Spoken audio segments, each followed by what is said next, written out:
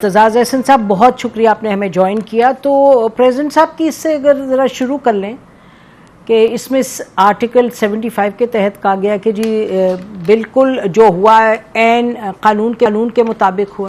कानून के मुताबिक अगर है तो वो ये है कि प्रेसिडेंट क्या ये जो है ना कि वो the act the bill shall be deemed to become an act जी will be deemed to deeming clause इसमें बाद में आती है 75 में जी और 74 में जो इसके बाद में आती है। जी पहला राउंड जो है जी वो राउंड ये है कि प्रेसिडेंट वापस भेज देता है, कोई उस पर ऑब्जर्वेशन देता है या नहीं देता, प्रेसिडेंट साइन नहीं करते और वापस भेज देते हैं।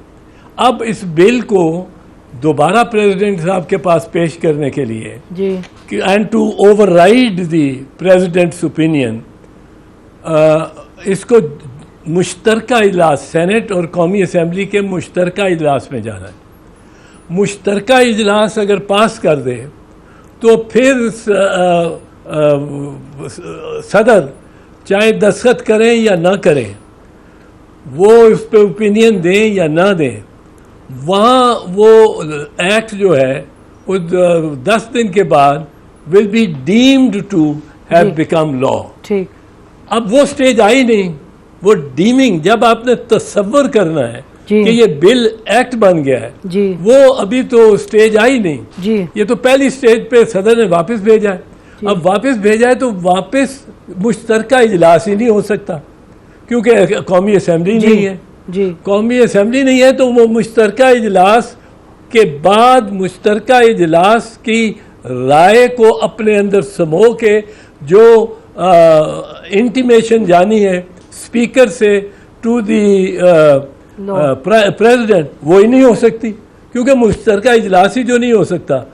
तो इसमें तो कोई बड़ी साफ सिंपल बात है कि ये लॉज जो है ये लैप्स कर गए। जी एतजाज़ साहब, ये बताइएगा कि 75B जो है आपने फरमाया, जो 1B का मैं जिक्र कर रही हूँ, आपने भी फरमाया 75(2) का, जिसमें आपने कहा है when the president has returned a bill, फिर उसके बाद जो आपने प्रोसेस पूरा फरमाया भी। अभी 1B में लिखा है in case of a bill other than money bill return the bill to the Majlis Shura parliament with a message requesting that the bill or any specified provision thereof be reconsidered and that any amendment specified in the message be considered। तो इससे पढ़ के तो ये लगता है कि जैसे प्रेसिडेंट साहब को वापस करने के वक्त कुछ उस पर लिखना होता है, कुछ अपनी जो ओपिनियन है, रिजर्वेशन है।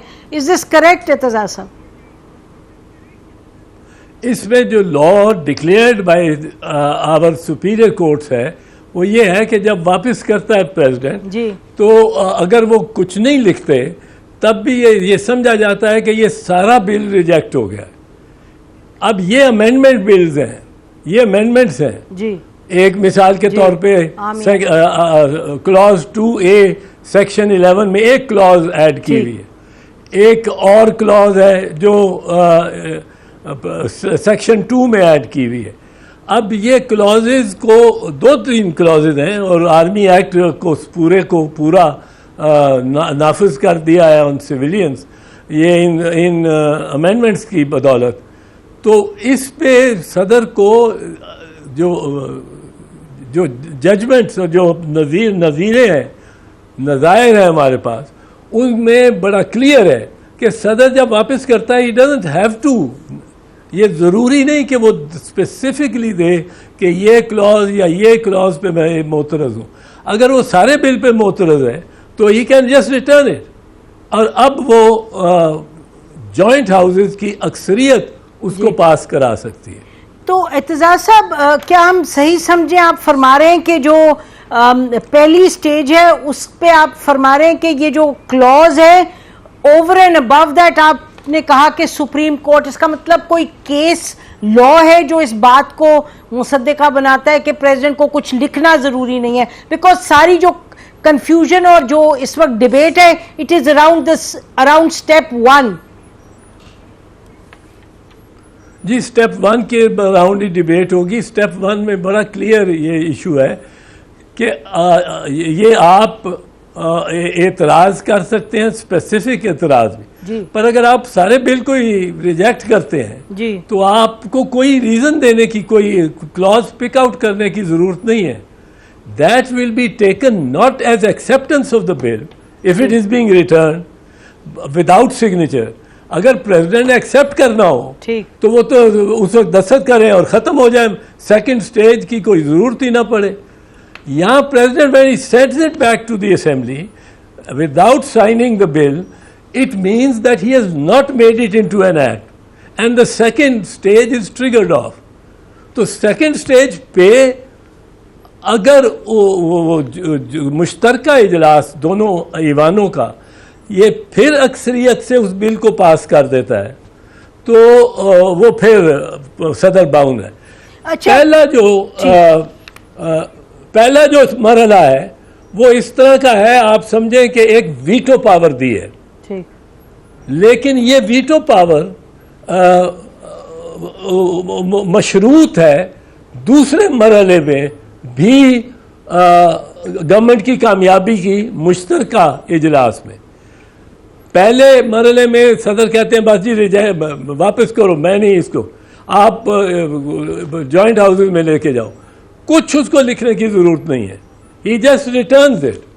अब व्हेन ही रिटर्न्स इट तो उसके बाद अब वो पहला मरहला वो ख़त्म हो गया और उसमें ये बिल एक्ट नहीं बना जी।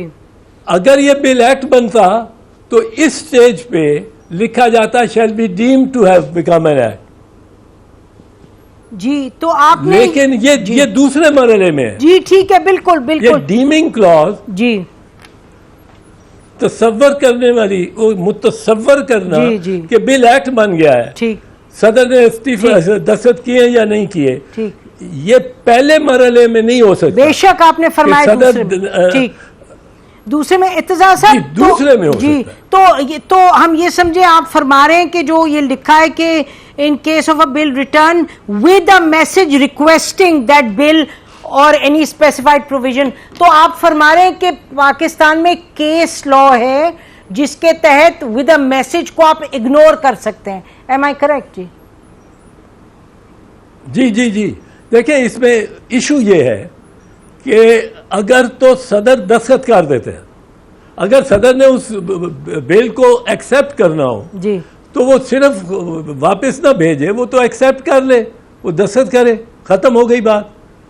अब सदर ने उस बिल को इस काबिल नहीं समझा कि उसको पे दस्तखत करे, और जब तक पहली स्टेज पे दस्तखत नहीं होते ये डीम नहीं किया जा सकता ये कि बिल एक्ट बन गया है।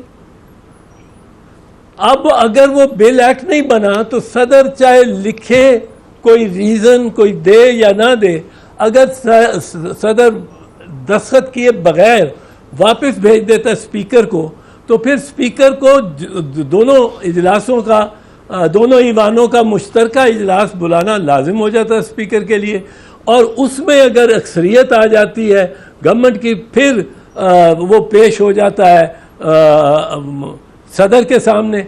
अब भी सदर जिद कर रहा हो, वो सदर नहीं दस्तखत करता, तो उस सूरत में कहा है कि अब अगर सदर नहीं सूरत करता, ये म्याद है इतने दिनों तक, तो फिर ये बिल जो है ये एक्ट बन जाएगा। अगर ये पहले हिस्से में नहीं कहा गया। ठीक है, बिल्कुल। अच्छा, तो इसका मतलब ये कि ये जो लोग ये कह रहे हैं आपके कहने के मुताबिक कि जी प्रेसिडेंट ने कुछ मैसेज नहीं लिख के भेजा, और हमारी एतजाज सब बात हुई कुछ लोगों से, हमें ये भी बताया गया, और डायरेक्टली मैं सेकंड हैंड नहीं बता रही आपको, फर्स्ट हैंड के कुछ बिल्स थे जो मसलन यूनिवर्सिटी के हवाले से, और कुछ 2-3 बिल जो कि जिसपे प्रेसिडेंट ने ऑब्जर्वेशन लिख करके भेजी, लेकिन आप कह रहे हैं कि किसी पे लिखे ऑब्जर्वेशन, किसी पे नहीं लिखे, that is his prerogative according to supreme court judgements. इसमें मैं आपको बताऊं, इसको खुद भी देखें ना, सुप्रीम कोर्ट जजमेंट के तो अलावा इसको खुद देखें। पहले मरहले में दस्तखत के बगैर डीम नहीं किया जा सकता कि वो एक्ट बन गया। दूसरे मरहले में दस्तखत के बगैर डीम किया जा सकता है। एक तरह मतलब सदर ने रुकावट डाल दी, वीटो कर दिया जी, पार्लियामेंट ने उस वीटो को ओवरकम कर लिया। बिल्कुल ठीक। और सदर को कहा सर आपका वीटो इधर का जो ये हमारी 2/3 ये हमारी अब दोनों हाउसेस की मेजॉरिटी जो है ये कहती है आपको, अब आप क्या कर सकते हैं।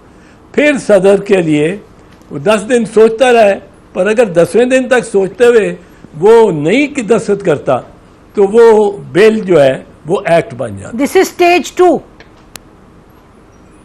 This is stage 2। स्टेज 1 में वो एक्ट नहीं बनता unless the president science the bill. अच्छा इत्तेजार साहब, आप जी माजरत के साथ ब्रेक लेते हैं, वापस आते हैं। आप और अहम बात कर दी इत्तेजार साहब ने, नाज़रीन, उन्होंने कहा कि अगर पहली स्टेज में अकॉर्डिंग टू इत्तेजार एहसन साहब के अगर बिल साइन प्रेसिडेंट नहीं करते तो फिर बिल एक्ट बनता ही नहीं है। तो ब्रेक के बाद बात करेंगे और ये बड़ा लाजमी है कि ये हम तफसील से इस पर बात करें, क्योंकि मामला बड़ा सीरियस है। ये कभी हुआ नहीं पाकिस्तान की तारीख में इस तरीके से कि 30 घंटे के बाद प्रेसिडेंट कहें जी ये क्या हो गया, मुझे तो पता नहीं। हालांकि ये याद रखे कि पिछले 30 घंटों में बिफोर द प्रेसिडेंट्स ट्वीट केम ये तमाम चैनल्स चला रहे थे और लिखा क्या था चैनल्स पे, जो खबर आ रही थी, प्रेसिडेंट साइंस द बिल। तो प्रेसिडेंट कह रहे साइन तो हमने किया नहीं। Let's go into the details with Ittizar Sahab after the break. Stay with us.